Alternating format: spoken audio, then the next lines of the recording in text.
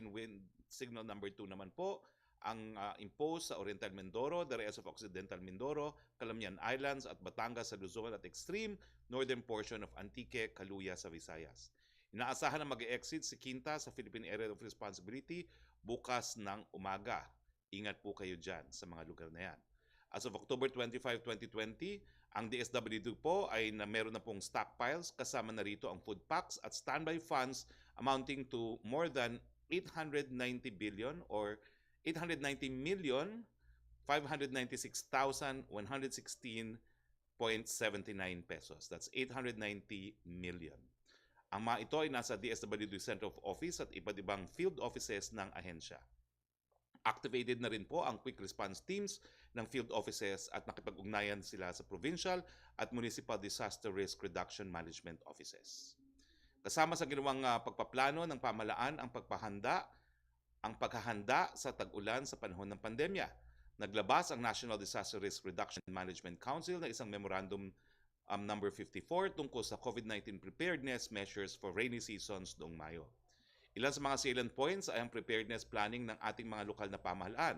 Narito ang essential guidelines. Una, dapat science and evidence-based ang desisyon. Kinakailangan konsultahin ang PAG-ASA, ang MGB, DOH at iba pang ahensya para malaman ang imminent risk ng LGU. Kinakailangan yung vital facilities and services, no?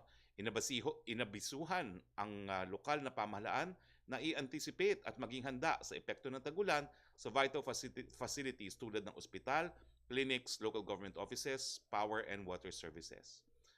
Local DRRM funding, nakasulat sa Bayanihan We Heal as One Act na ang pagtanggal ng 30% cap sa pondong nakalaan sa Quick Response Fund. Sa logistics requirements naman po, inaabisuhan ng mga lokal na pamahalaan na taasan ang kanilang kakayahan na mag-stockpile na pagkain at non-food items para sa kanilang response operations tuwing tag-ulan. Pagdating naman po sa evacuation planning, tungkol sa LGU evacuation plans, kailangan i-assess at i-review ang community demographics at tukuyin ang mga lugar na may low, moderate at high risk sa COVID-19 at siguraduhin ang physical distancing sa mga evacuation centers. Kailangan mayroon din pong inventaryo ng mga evacuation centers na hindi nakalista bilang quarantine facilities. Ang mga lokal na DRRMCs ay inaabisuhang mag-explore ng incident management options na babagay sa ongoing COVID-19 response operations at sa pagsapit ng tag-ulan. Kailangan ng paggamit ng mga PPE at iba pang protective apparel. Kasama na rito ang pag-obserba ng minimum health procedures tulad ng pagkuha ng temperature at health screening bago pumasok sa mga pasilidad, pagsuot ng face mask at paglinis at pagdisinfect ng mga pasilidad. Kinakailangan din mag-obserba ng COVID-19 mitigation measures sa pamamahagi ng mga relief goods at management ng evacuation centers. Bawal pa rin ang mass gatherings at inaabisuhan ng LGUs na maglagay ng designated areas na may appropriate safety markings. Magandang balita naman po tayo, the Philippine Stock Exchange, according to a report of Bloomberg, climbed for a 5th straight day last Friday, October 23, making it the biggest among more than 90 global equity indexes. Pumalo ang ating index sa 6,484.06, kaya naman sinasabi na kabilang ang Pilipinas sa world's best performers. Ano bang ibig sabihin nito? Mataas ang kumpiyansa ng mga investors sa muling pagbangon ng ating ekonomiya mula nang nagbukas ito.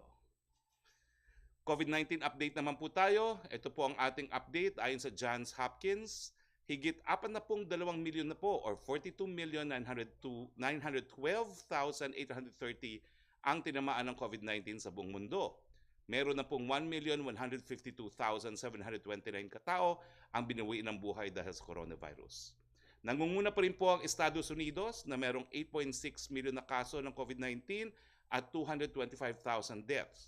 Pangalawa po ang India, 7,800,000 cases, 118,000 deaths. Brazil po ang pumapangatlo, 5,300,000 cases, 156,000 deaths. Russia po ay pang-apat, 1,503,000 cases, 25,000 deaths, at naging pang-lima na po ang France, 1,130 cases, 34,000 deaths. Dito naman po sa ating bayan, pumalo na po sa 4,308,007 ang mga individual na natest natin sa pamamagitan ng RT-PCR. Ito po'y ginawa sa 115 licensed RT-PCR laboratories and 36 licensed gene expert laboratories. Meron po tayo ngayong 35,015 na aktibong mga kaso. Sa mga aktibong kasong ito, 82% ay mild, 11.3% ay asymptomatic, 2.4% ang severe, 4.2% ay critical. Meron po tayong halos 15,000 or 14,944 na kataong na-report na gumaling kahapon. Ang reported recoveries po ay nasa 328,036. Samantala, nasa 6,977 naman po ang binuhay ng buhay dahil sa coronavirus. Nakikiramay po kami. Naka-flash naman po sa ating screen ng critical care capacity ng ating mga hospital. 57% pa po ang available sa ating ICU beds, 57% pa po ang available sa isolation beds, 64% pa po ang available sa ward beds, at 76% pa po ang available sa mga ventilators. At bago po tayo magtapos, binabati po namin si Miss Iloilo Rabia Mateo na tinanghal na Miss Universe Philippines kahapon. Nag-alay ng mga bituin para siya ang iproklamang pinakatatanging Pilipina sa buong universe. Congratulations to Miss Mateo and may her reign be fruitful and productive. Dito sa mga larawan po niya, we would like to acknowledge Giovanna Guinaldo as having chosen the photos of Miss Universe Philippines in her swimwear outfits. Napakagaling po pumili ni Giovanna. Okay, meron po tayong bisita ngayon. Walang iba po kundi si Dr. Lulu Bravo. Si Dr. Bravo po ay ang tinatawag na vaccinologist. Siya po ay profesor sa UP PGH at siya po ngayon ay Professor Emeritus. Hindi ko po narating yung ganyang posisyon. Tanging pinakamagagaling lang po talaga sa UP ang nagkakaroon ng titulong Professor Emeritus. Ma'am, can you please enlighten the people po? Ano ba ho itong third clinical phase? Anong ginagawa dyan? Ganong katagal? At sa tingin niyo po bilang isang vaccinologist, kailan talaga magiging available itong bakunang ito? The floor is yours, Dr. Lulu C. Bravo. Thank you very much. You are also a professor in UP. I know, Professor Harry Roque ka na sana dapat ngayon, emeritus ka na rin. But thank you very much. I'd like to share my screen to have a 5-minute sort of presentation on ano ba talaga itong COVID-19 vaccine trial natin, 'di ba? And ang sabi ko nga, ito ang ating credential ha.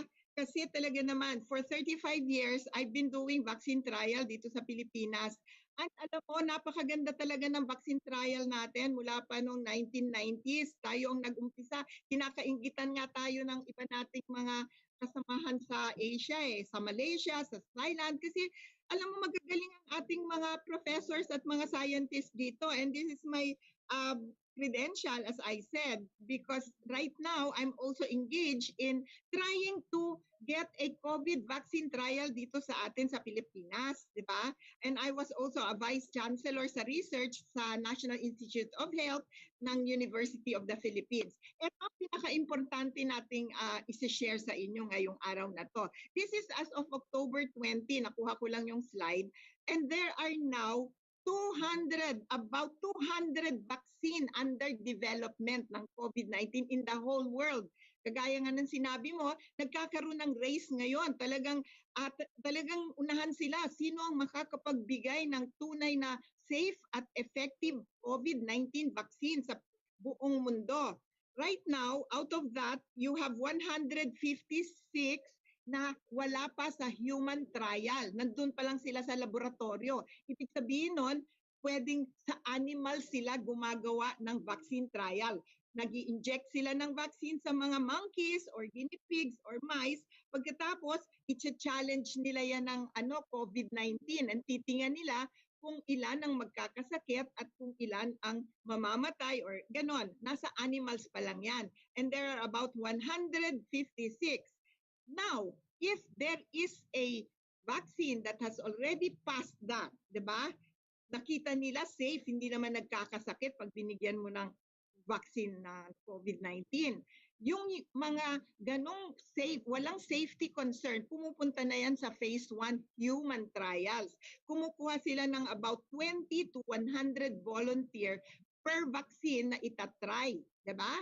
Konti pa lang yan kasi ang phase 1 means talagang iisa-isahin mo, titingan mo, metikuloso ka kung talagang wala kang makikitang sakit na maaring makita doon sa pasyente or doon sa subject pagka yan ay ibinigay. Kung minsan nga, titingnan mo talaga yan kung anong dose ang mas maganda. Kung yung mas mababang dose ay, let's say, 10 milligrams compared to, let's say, 20 milligrams. So, doon tinitingnan mo na, meron bang magandang dose na hindi talaga makakapag-cause ng side effect. Diba?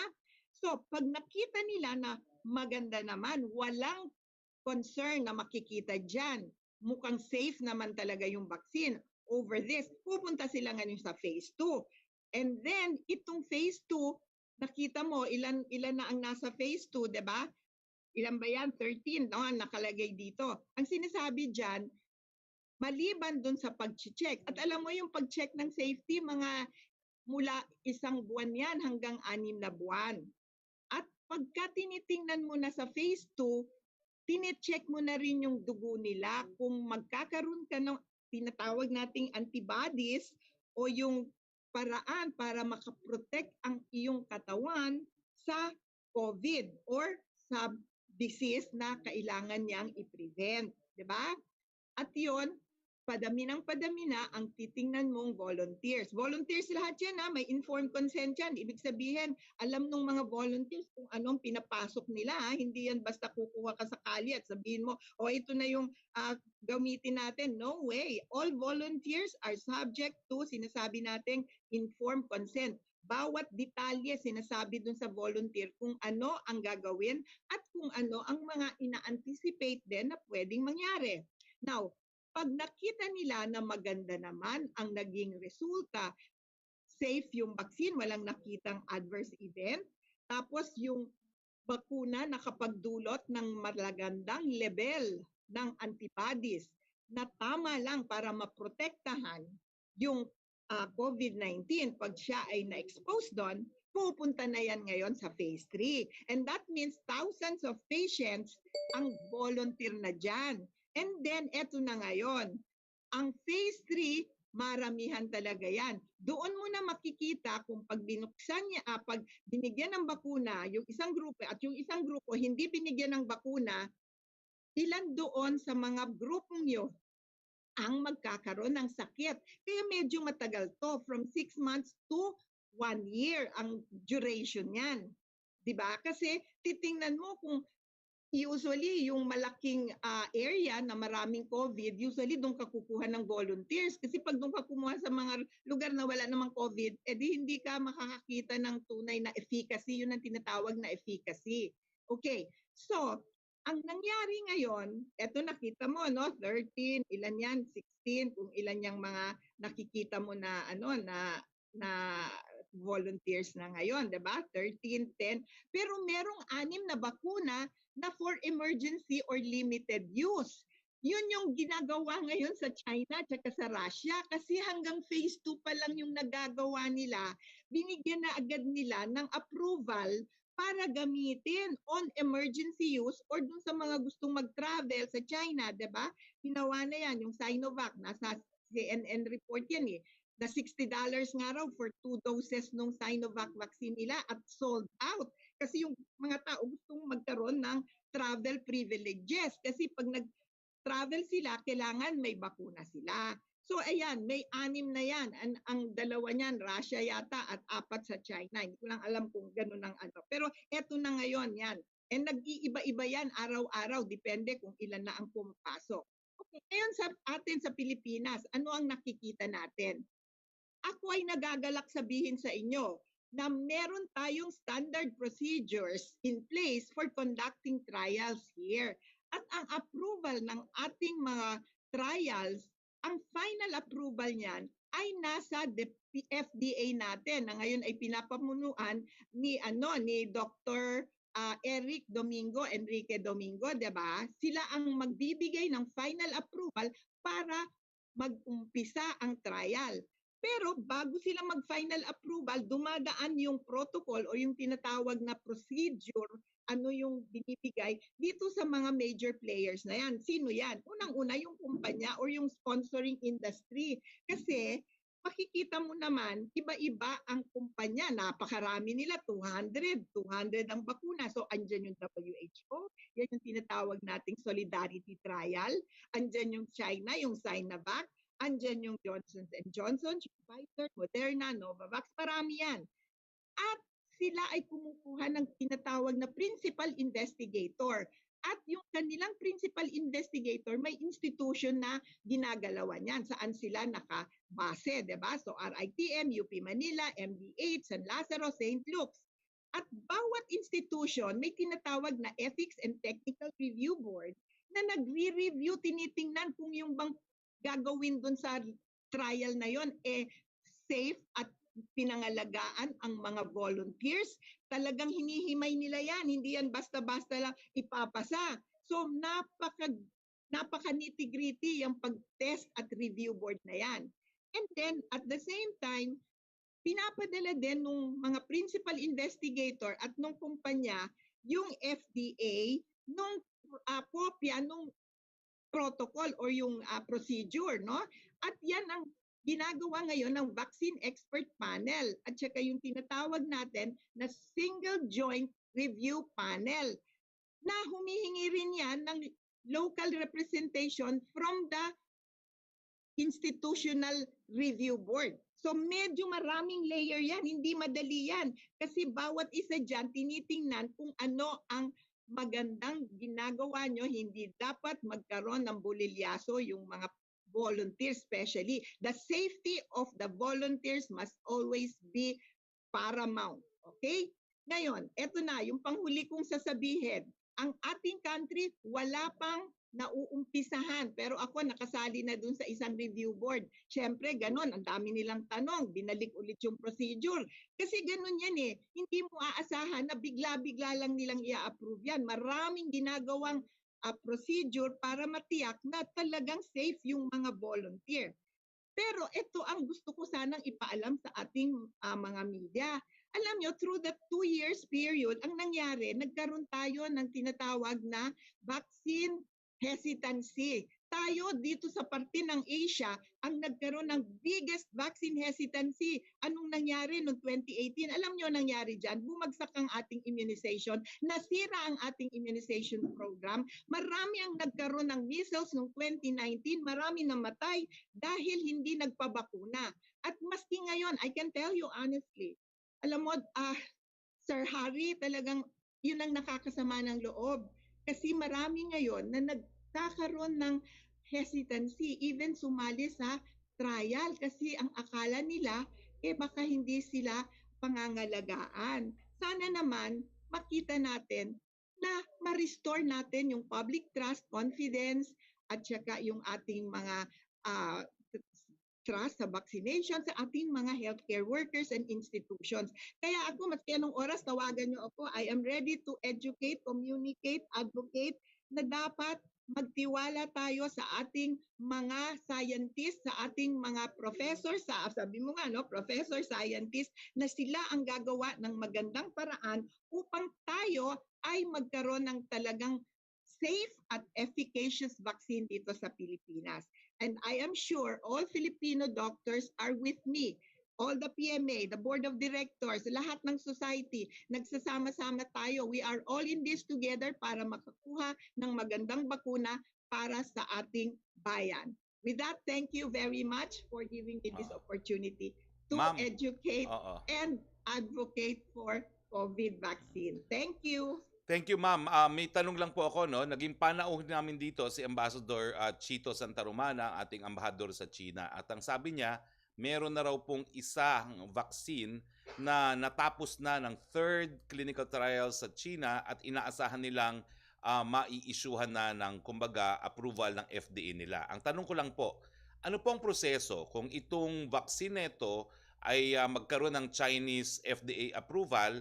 Ito ba ho ay kinakailangan pa rin sumalang sa clinical trial na third phase sa Pilipinas o po pwede nang gamitin yung rehistro sa Chinese FDA para marehistro rin dito sa Pilipinas? No, no, no, no. Hindi pwedeng mangyari yon na in-approve ng China pero hindi ina-approve ng ating sariling FDA. Before it becomes available na gagamitin sa Pilipinas, our own FDA must check all the details o lahat ng kailangang gawin para dun sa bakuna kung tama at maganda at kagaya nga nito, dadaan pa rin yan sa registration ng ating FDA. Maski nagdoon ginawa, posibleng buskahin din nila kung ano ba talaga, tama ba talaga yung proseso na ginawa para nila bigyan ng lisensya. Hanggang hindi inoaprubahan ng FDA, hindi natin pwedeng gamitin. Opo, So pero FDA talaga ang number one dyan sa pero ang final tanong ko po, approval. Maski na ni-register yan sa Russia, sa China, hanggat hindi tinitingnan ng FDA at hindi binibigay ang approval ng FDA. At sana naman magtitiwala rin tayo na meron silang eksperto sa FDA at mga scientists na titingin at mag-o-observe niyan at magbibigay ng kanilang recommendation kung aaprubahan yan. ma'am, tama po kayo dyan, kinakailangan ma-approve muna ng FDA dahil batas po yan. Pero ang tanong ko po, pag natapos na yung third clinical trial abroad, kinakailangan pa bang mag-clinical trial dito sa Pilipinas para mabigyan ng FDA approval or kumbaga literature review na lang ang gagawin? Hindi naman natin marami akong nakita ng mga bakuna like yung rotavirus na hindi pa ginawa yung clinical trial dito pero naaprubahan ng FDA para gamitin. So hindi naman lahat. Ang importante, nakita nila talaga yung scientific data nun. Maraming bakuna na maski hindi pa ginawa dito. Pero alam mo, minsan yun ang requirement din ng FDA para mapabilis ang kanilang pag-approve. Yung ginawa dito yung vaccine trial. Although tama ka, hindi naman lahat ay kailangang gawin. Depende yan sa ating FDA. Depende rin siguro sa exigency ng kailangan ba natin emergency. So maybe that is what we will have to see in the future pag dumating na yung bakunang yan. Ito po last, ito po talaga galing sa bibig ng presidente. Di na ako makakaantay hanggang Abril. Gusto ko na magpabakuna sa susunod na linggo. Anong advice nyo kay Presidente Duterte? Ganito yan kung alam mo kasi fan ako ng CNN, nanonood ako doon sa kay Dr. Fauci at saka doon sa CDC, si Dr. Redfield. Ang sabi niya, maski daw meron ng bakuna, hindi pa rin natin dapat alisin yung mask, yung paghugas. WWD, wear a mask, wash your hands, distancing. Kasi yung bakunang yon, hindi pa tayo sure kung talagang safe yan o kaya ay talagang efficacious sa ating mga kababayan.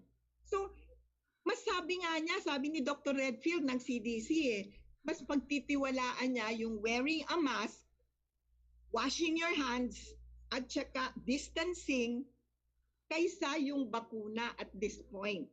So siguro mas pag na-educate din natin at nasabi natin yan, malaki din naman siguro ang magiging influence natin kung sakali. Kasi hindi pa safe, hindi pa natin nakikitang tama yung ginawang procedure. At sa totoo lang Sir Harry, lalo na yung mga bakuna na galing sa China, hindi pa tayo nagkakaroon ng ginagamit nating bakuna galing sa China. Wala pa akong masyadong nakitang bakuna na ginamit natin dito sa Pilipinas in the last so many years na galing sa China. Karamihan galing sa Amerika, sa Europa, maski sa India ginamit natin.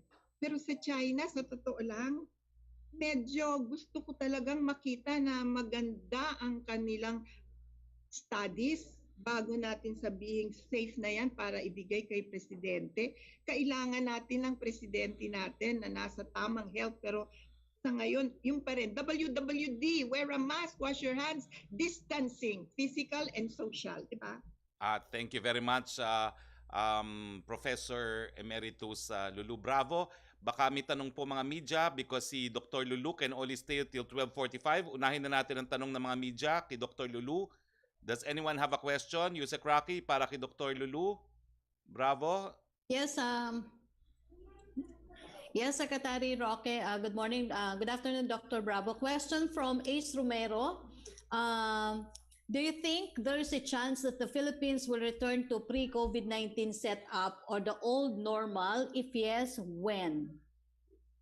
Actually, dapat sabi nga nila, we should live with this virus for at least 1 or 2 years more. Kasi sabi nga natin, matagal bago matapos ang mga bakuna. Kung ikaw ay magkakaroon ng bakuna dito sa Pilipinas, ang tinitingnan nga natin, ina-anticipate natin baka next year hindi pa tayo makakuha ng tamang bakuna na gusto nating ibigay sa mga Pilipino. Dahil nga maghahabulan yan, mag-aagawan sa mga supply, and that is why WHO is trying to have equity. Hindi pa tayo magkakaroon agad-agad ng bakuna kung ang kukunin natin ay yung talagang pinaka-safe na dumaan sa magandang pag-aaral, di ba? So, kailan tayo mag-new normal? We just have to be optimistic, pray that we do not transmit the virus. The way to go forward is suppress and stop the virus from being transmitted. Diba? Yun ang sabi ng WHO. Stop that virus, suppress it. And how do you suppress the transmission? Wearing the mask, washing hands, physical distancing. And sooner or later, pag dumating yung vaccine at makakabigay tayo to at least 60% of the people, sa ngayon 10% na raw ang posibleng nagkaroon, diba? So plus 60%, 70% na mabakunahan. We need 70% for herd immunity. Alam mo naman yung herd immunity, ibig sabihin nun, pag lahat merong bakuna or nagkasakit na, 70%, posibleng magbaba na ang pag-transmit ng disease at hindi na tayo magkaroon ng maraming sakit. And that was what you will wait for to come back to a new normal, to a normal. And it will not be very soon. Yes, a question from Laila Celaveri of Inquirer, Dr. Bravo. What's the reason for the vaccine hesitancy, and what must be done to restore confidence in vaccine use? Will this vaccine hesitancy affect COVID-19 vaccine trials? Actually, totoo yan.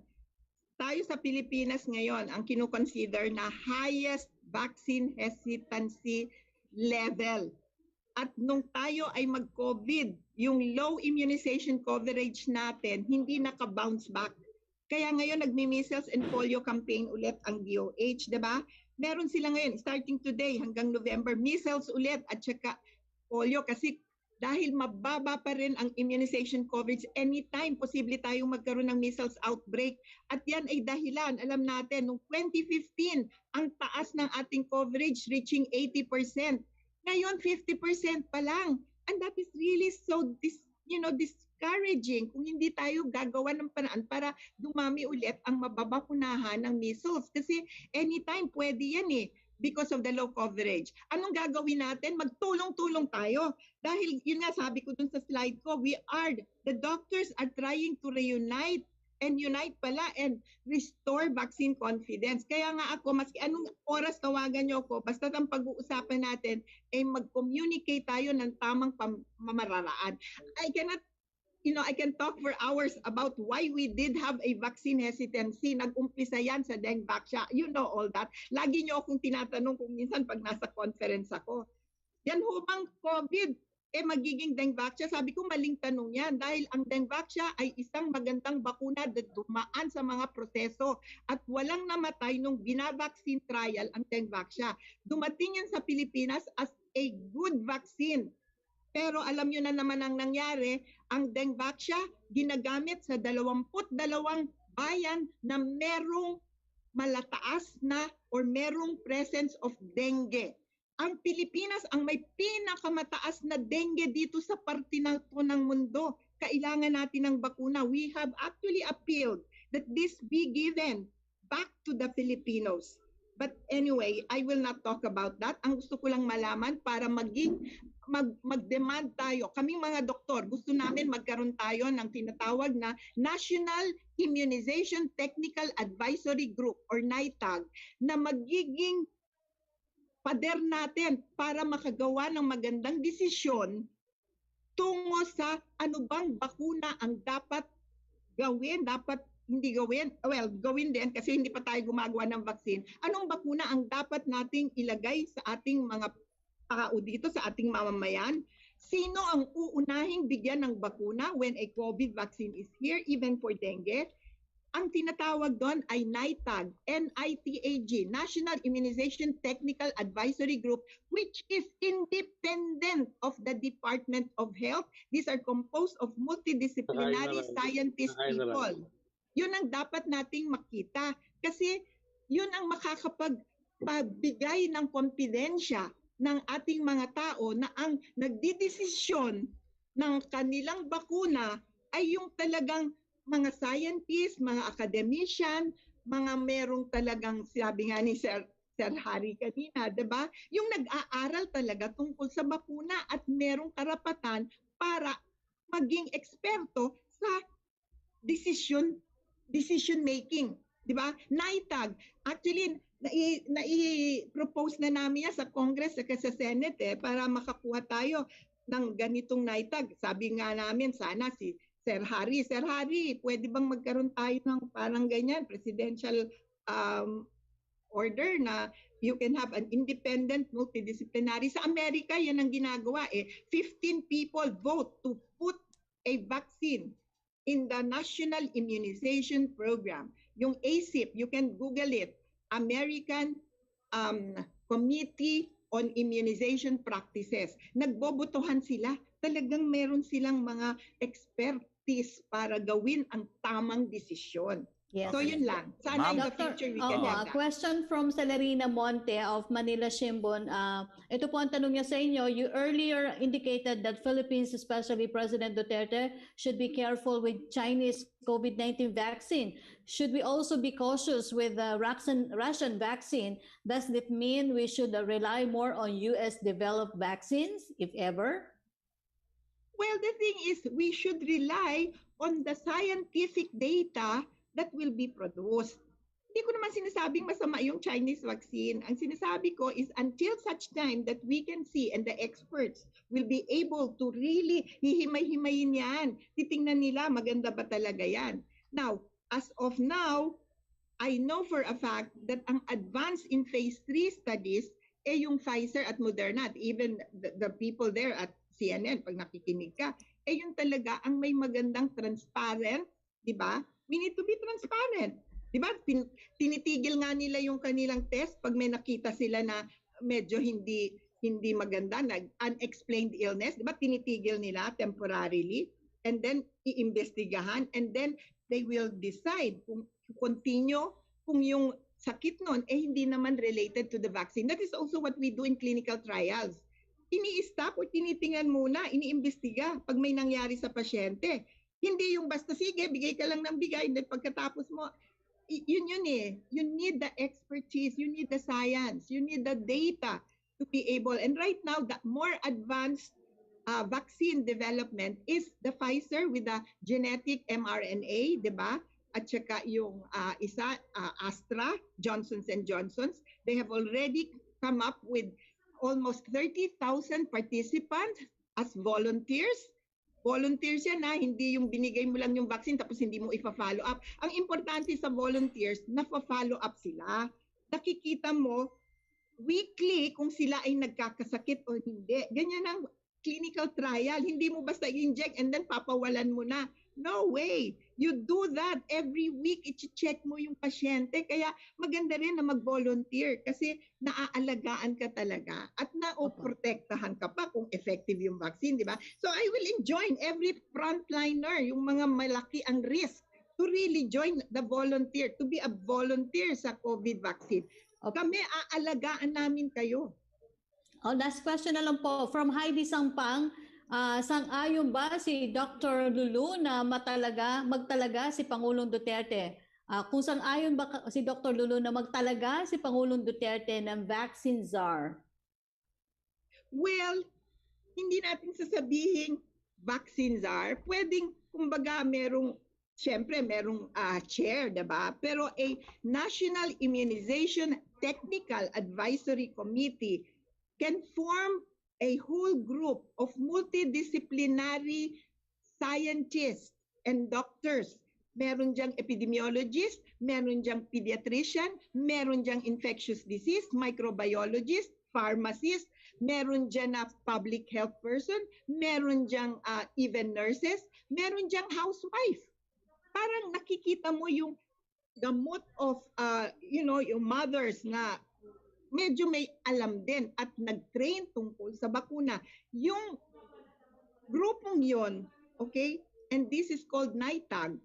Yung grupong yon are all experts.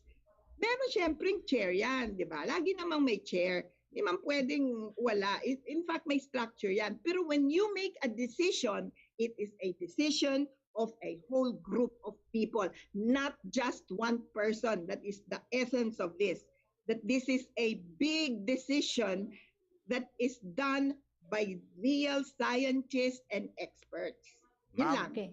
Thank you, Dr. Bravo. Thank you, Dr. Bravo. Ma'am, normally the President watches our press briefing, and I have no reason to doubt that he was able to listen to you.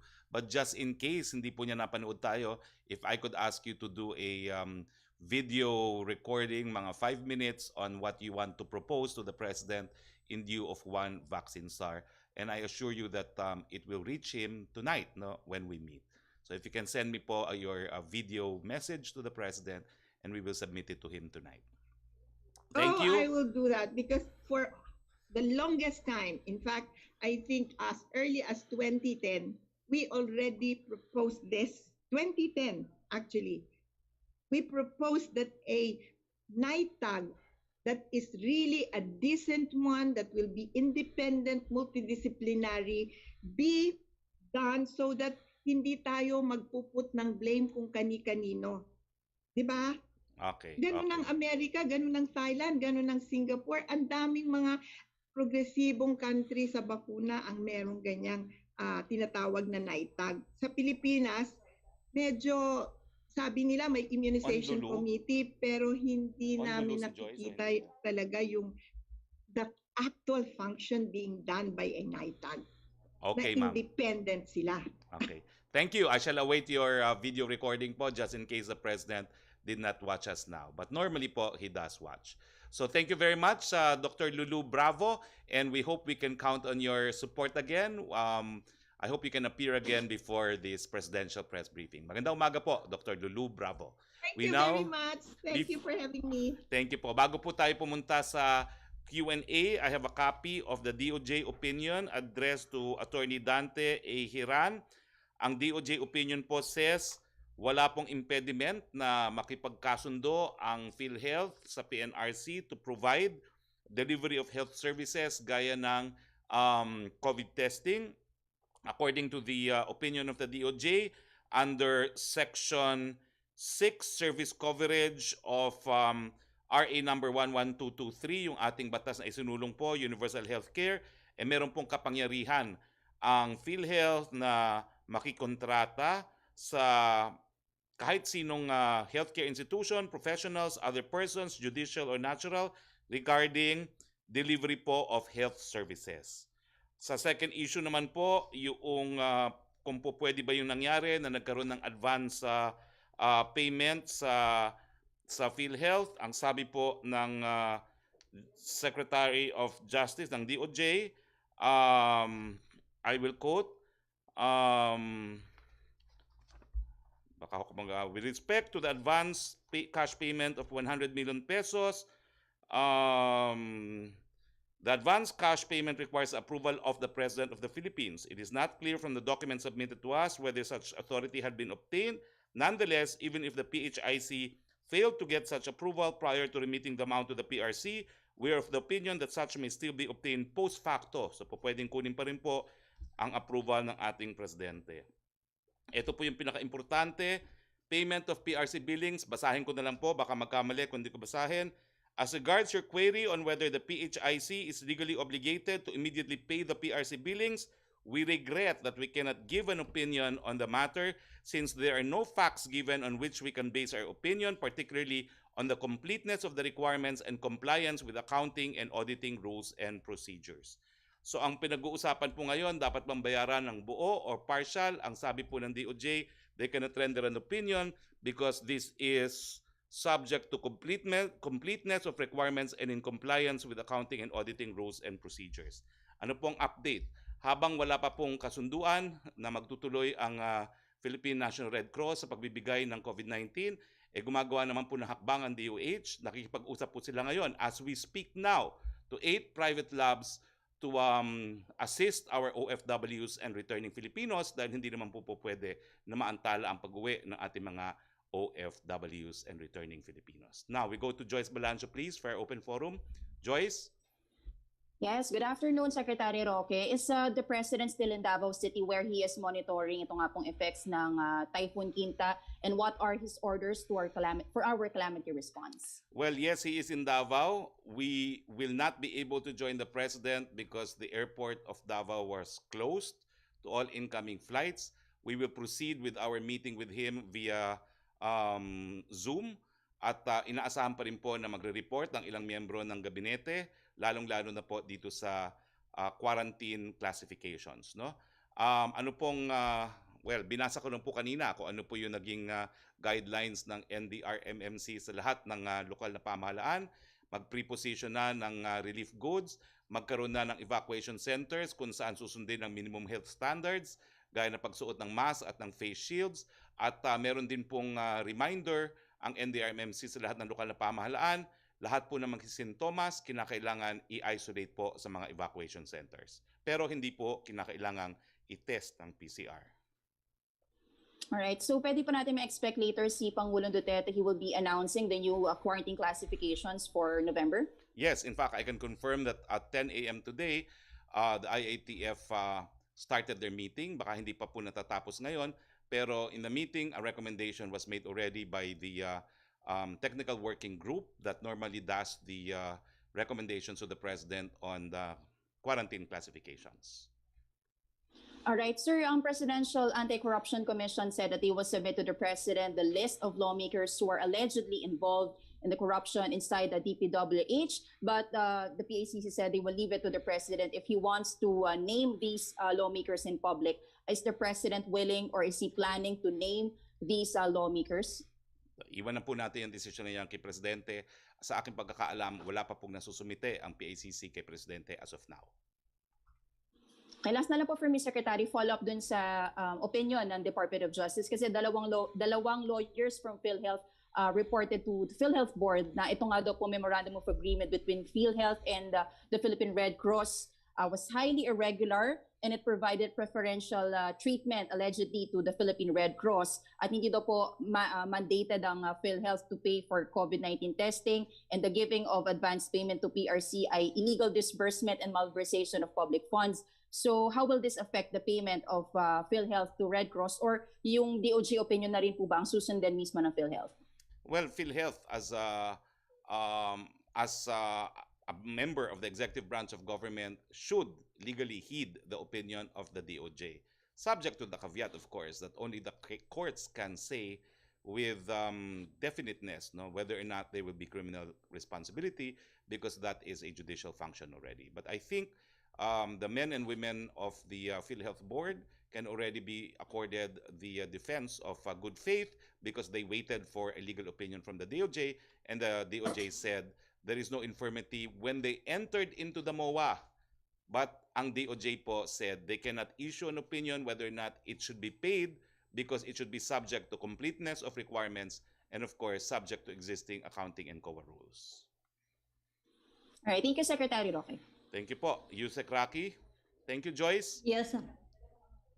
Question from Chris Jose of Remate Online. Ano daw reaksyon niyo po sa naging apela ni Senior Citizen Party List Representative Ompong Ordanes kay Pangulong Rodrigo Duterte na isama ang senior citizen sa may edad na hanggang 70 years old sa listahan ng mga maaring payagang lumabas ng bahay. Nakakaalarma na raw kasi na 3 mula sa 10 matatandang Pilipino ang dumaranas ngayon ng depression. Sa tingin niyo po mapagbibigyan ng pamahalaan ang kahilingan ni Congressman Ordonez na sa Disyembre payagan na makalabas sa mga senior citizens na ang edad ay hanggang 70? Well, nung minsan po, pinresent ko dito yung datos doon sa clinical fatality rate, no?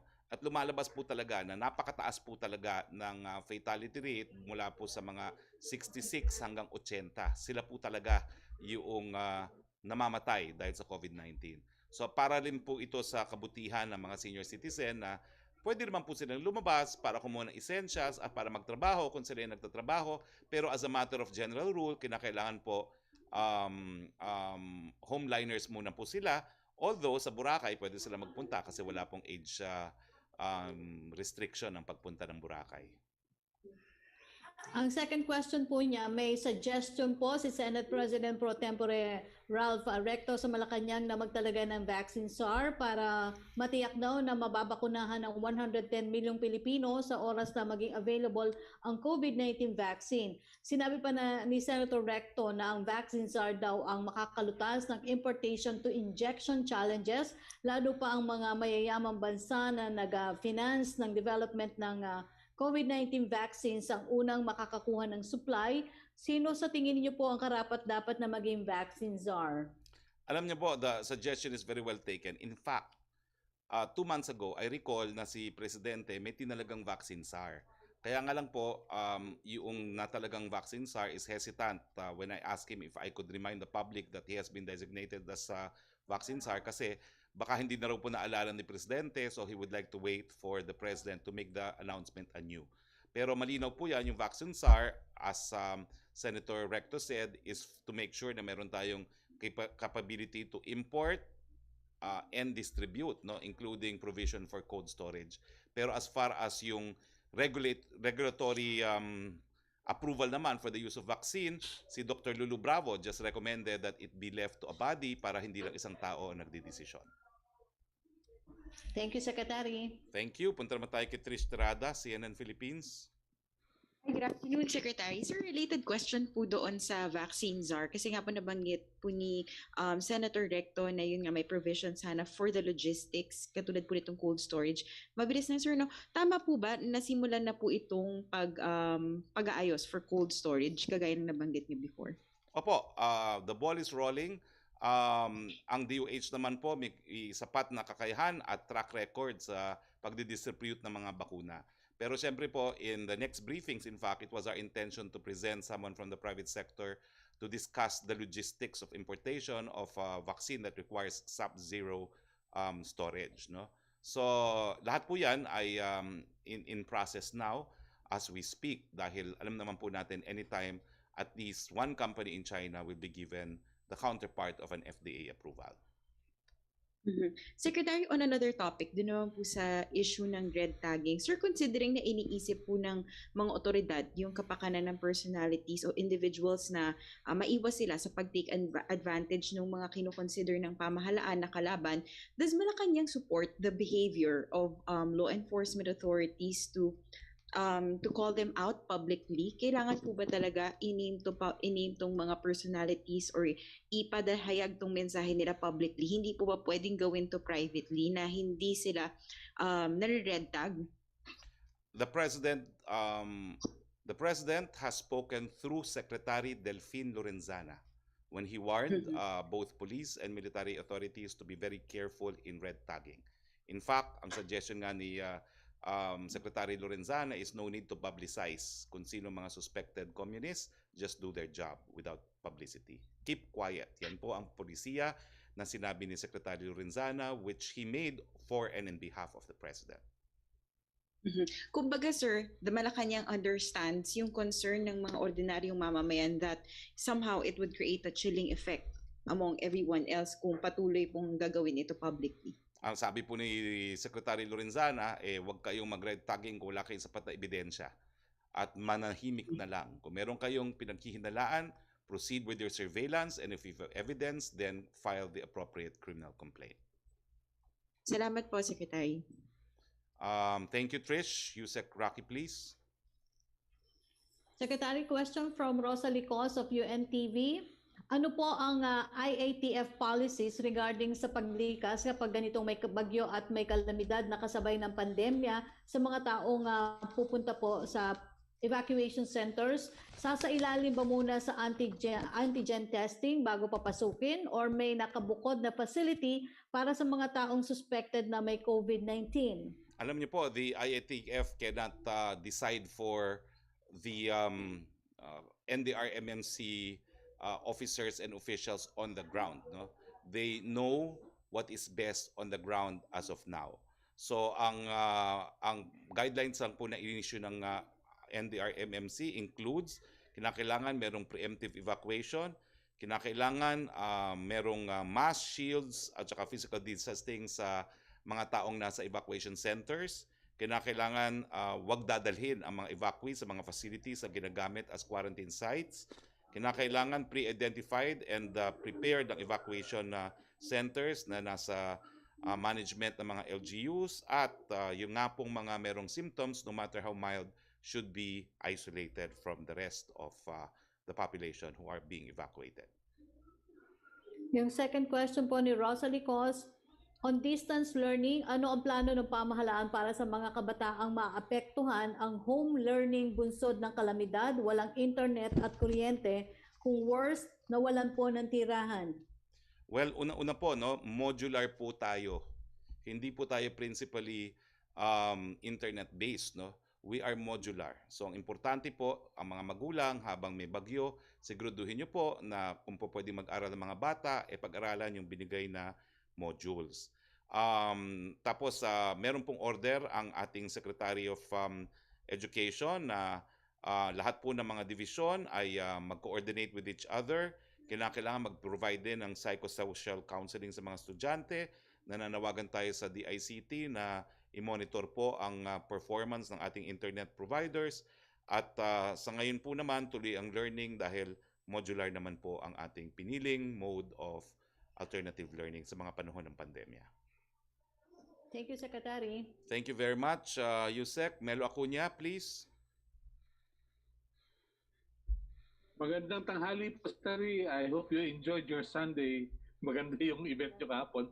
Pero meron pa Ingit ulit ka, Melo, no? Gilbert Buenaventura ng Philippine Dragon Boat Alliance. Ang kanyang request ay ganito.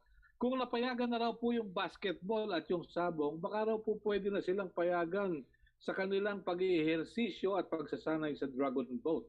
Ano po kaya ang inyong maimumungkahi? Alam mo, I'm one of the supporters of the Philippine Dragon Boat team, no? So ang advice ko po sa kanila, sumulat sila formally sa IATF at aaktuhan naman po ito. I-refer to sa TWG at magkakaroon naman po sila ng desisyon. Ang pagkakaiba kasi sa basketball, yung mga na-aproban natin ay nasa nasa bubble. Yung pupunta sila sa facility na wala ibang papasok, walang lalabas, so nasa bubble sila. Pero kung exercise ang pinag-uusapan, baka naman po mapayagan yan. But I advise them, sumulat po kayo sa IATF. Opo, maraming salamat po. Dito po sa naganap na bagyong si Quinta, may napuna na po ba kayo na yung mga lumika sa mga evacuation center ay may sintomas ng COVID-19?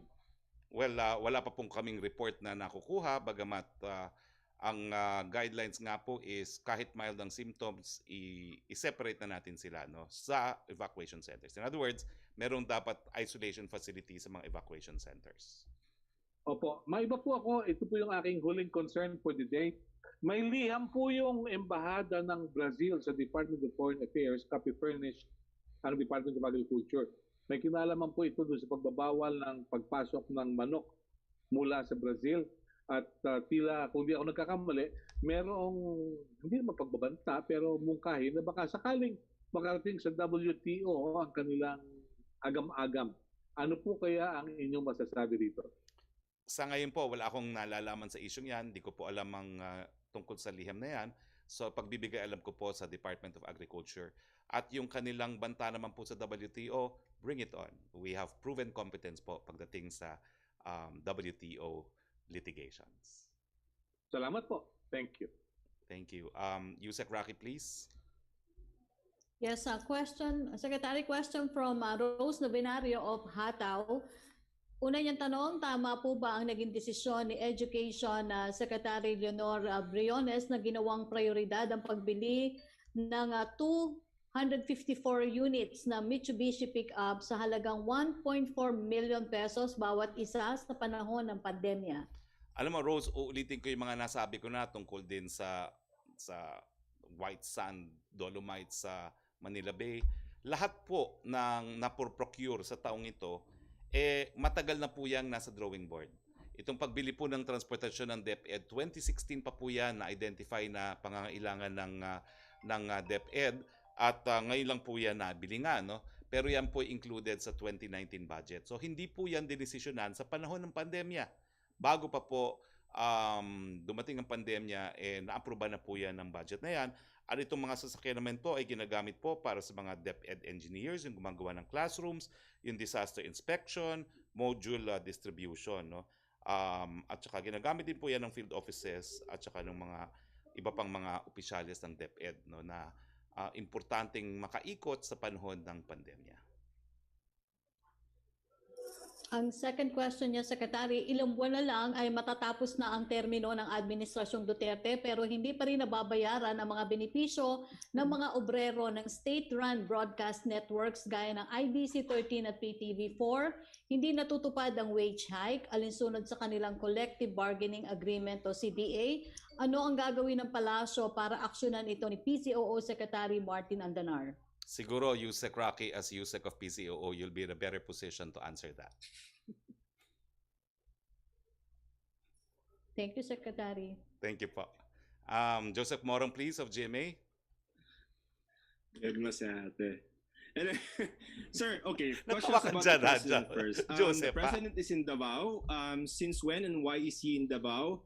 And then, sir, yung sinabi niyo po na hindi siya makaintay ng Abril and he wants to be vaccinated next week. Can we get the context of when and why did he say this? Well, it's generally an expression of frustration like the rest of the country, no? Na hindi na siya makaantay hanggang Abril kasi that was when Secretary Duque said that the vaccine would be available, no? Pero ang sabi naman ni Secretary Duque, which the President agreed, no? Antayin po natin ang FDA approval. In other words, kung totoo, as Ambassador Chito said, kasi the context was, we were discussing the possible approval in China of a first vacuum, which even without approval is being used on the military and the frontliners in China. Yun nga po yung sinasabi ni Dr. Lulu Bravo na emergency use. So ang tanong was, pwede na ba ako? So ang sabi naman ni Secretary Duque and the President agreed, antahin naman po natin ang FDA approval. It's for your safety. At pumayag naman po ang Presidente na mag-antay ng FDA approval. Pero according nga to Dr. Lulu Bravo, no, and that's why I invited her today, kapag meron Chinese approval, hindi naman indispensable na mag-clinical trials muli sa Pilipinas. Ang importante magkaroon ng literature review para masigurado na ligtas talaga yung bakunang yon. So we don't really have to wait for a clinical trial kung meron ng FDA approval ang isang vaccine. Ngayon po kasi, lahat nag-clinical trial kasi wala pang nai-issuehan ng kahit anong FDA approval anywhere in the world. Sir, yung si Presidente, why is he in Davao and since when?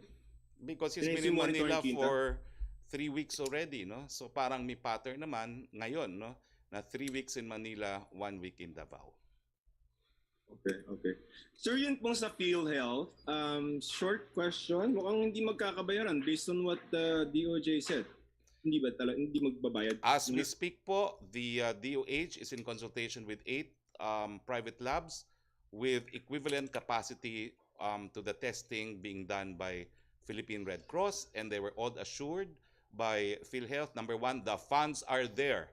Kinakailangan lang siyempre mag-require sa requirements at sumunod sa accounting procedures, kasama na po yung pricing range depending on kung donated ang machines at donated ang testing kits. As we speak now, DOH is meeting with these 8 private laboratories with combined testing capacity equivalent to the testing being conducted by the Red Cross. Para nga po hindi maantala ang pag-uwi na ating mga kababayan. Okay, sir, procedure first, no? para dun sa mga OFW na uuwi, pagdating nila sa airport, sino yung magte-test sa kanila? Explain to us the procedure and magkano yung dapat nilang binabayaran. And then related, because the DOH is already talking to 8 private labs, ibig bang sabihin yan, sir, hindi mo na babayaran yung PhilHealth for a little while? Ay, yung Red Cross for a little while? First question mo, no? Pare-pareho lang naman nagsaswab dyan eh. Ang nagsaswab naman dyan, Coast Guard at saka Bureau of Fire Personnel. Ang issue lang, sang dadaling laboratorio. Ngayon po, dinadala natin yan sa mga government laboratories gaya ng Lingad dyan po sa Pampanga dahil malaki rin ang kapasidad nila. At meron din mga government labs na nagtetest dyan, RITM, PGH. So marami naman po, hindi dahilan para tuluyang matigil ang testing ng mga OFWs dahil tumigil ang testing ng Red Cross. Mababayaran sila o hindi? Well, sabi nga po ng DOJ opinion, this is subject to, and I quote again, completeness of the requirements and compliance with accounting and auditing rules and procedures. There's no other way out, Joseph. You really have to comply with accounting rules and auditing rules and procedures. Okay, so sir, so talagang maghihimay muna ng books. Sir, magkano dapat yung babayaran ng mga OFW sa airport? Because there are reports na para mapabilis yung swab test results, magbabayad sila ng 20,000. What are we doing Wala po to yan. prevent that Libre if it's po. happening? Libre po And mga OFWs. Joseph, libre ang mga OFWs ang magbabayad po niyan, OWA. Kaya naman yan po ang assurance natin sa mga private labs. Wag po kayo mag-alala. Hindi po kayo ma-PPRC dahil subject naman talaga po for reimbursement ng PhilHealth ang test na to be given to OFWs, no? At lahat naman po ng mga private labs providers know how they can collect from PhilHealth. Sir, sa vaccine na lang, sino po yung in charge sa paghahanap or pag-establish ng cold chain storage facility, negotiations with other governments for potential vaccine source, and then the funding? Because these are at least 3 components of the vaccine, strategy, kung halimbawa meron tayo niyan. And tama ba, sir, that Malacanang will appoint a vaccine SAR or enough na yung NTF-IATF? Number 1, financing has long been in place. So tapos na yung usapin na yan. Pagdating po dun sa cold storage, siyempre po, DOH pa rin ang merong lead po dyan kasi sila rin yung mag-accredit na mga cold storage facilities. No? Bagamat nagkakaroon po ng consultations with PITC, at saka with other governments pursuant to the one nation approach, no?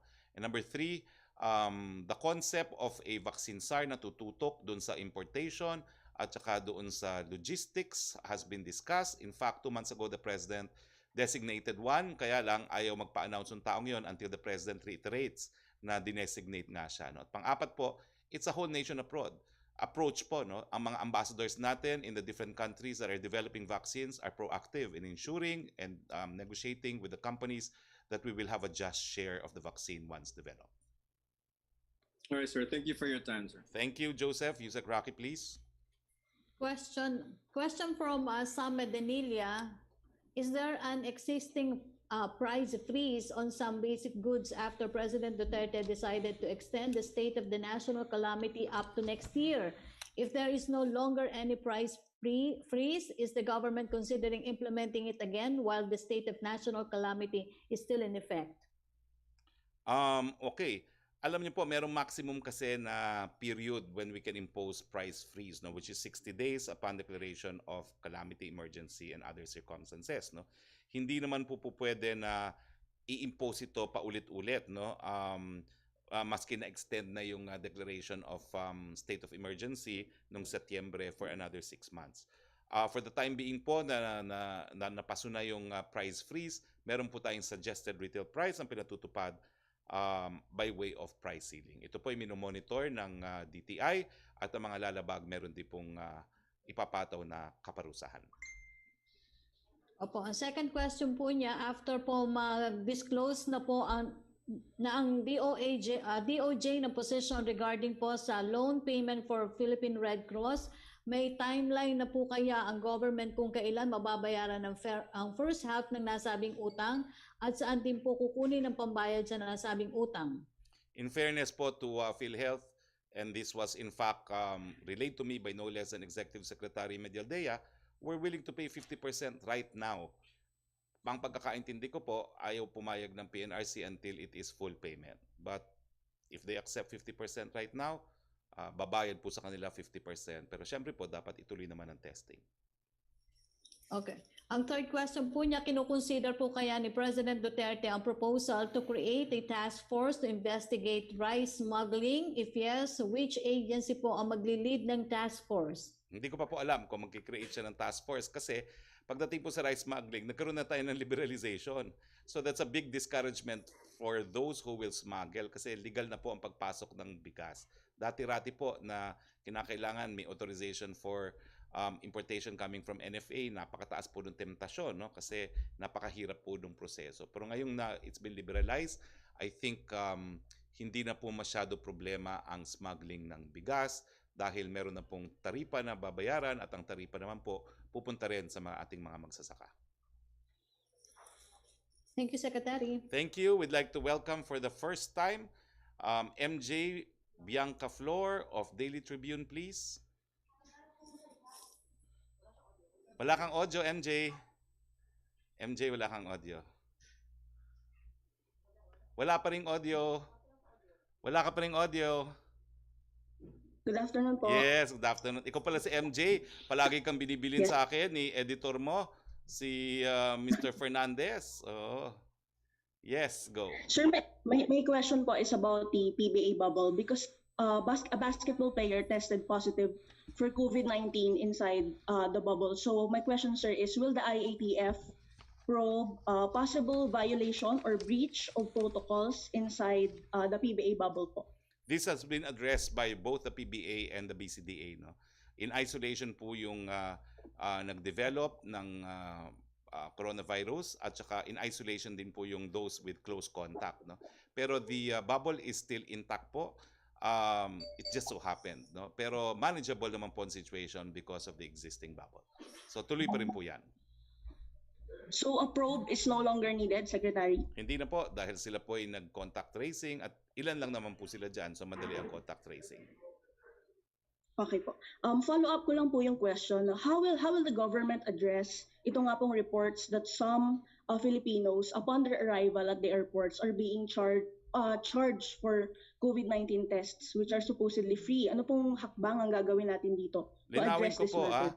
ang libre po yung mga OFWs. Yung mga membro po ng PhilHealth, syempre po, PhilHealth ang dapat magbayad dyan, no? Dahil that's part of their benefits under PhilHealth kung kasali po sila sa expanded guidelines ng COVID testing. No? So ang mga pribadong individual po na hindi magbabayad dahil hindi pa sila covered na expanded PhilHealth coverage ng COVID testing, sila lang po yung magbabayad.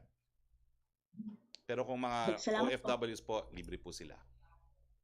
Thank you, Secretary. Thank you, MJ, and welcome. Yusek Roque, please. Yes, Secretary, last question na to from Tuesday New. Halos 1 week na lang po at magre-retire na si PNP Chief General Cascolan sa November 3. Meron na po bang napili si Pangulong Duterte na ipapalit sa kanya bilang susunod na PNP Chief o i-extend ng Pangulo ang kanyang termino? Hindi ko po alam. 1 week is still 1 week. Antayin po natin ang desisyon ng Presidente. Okay? Okay, So kung wala na pong katanungan, unang-una, salamat po kay Dr. Lulu Bravo. Maraming salamat sa lahat ng men and women comprising the Malacanang Press Corps. Thank you very much, Yusek Roque. And thank you very much to the Filipino nation for continuing to patronize our press briefing on at least 3 times a week. No? So sa ngalan po ng inyong Presidente, Rodrigo Roa Duterte, na magsasalita at mag-uulat muli sa taong bayan mamayang gabi, ito po ang inyong spokes. Harry Roque nagsasabi, Pilipinas, konting tulog na lang, nandyan ang bakuna, and we will heal as one. Magandang hapon po sa inyong lahat.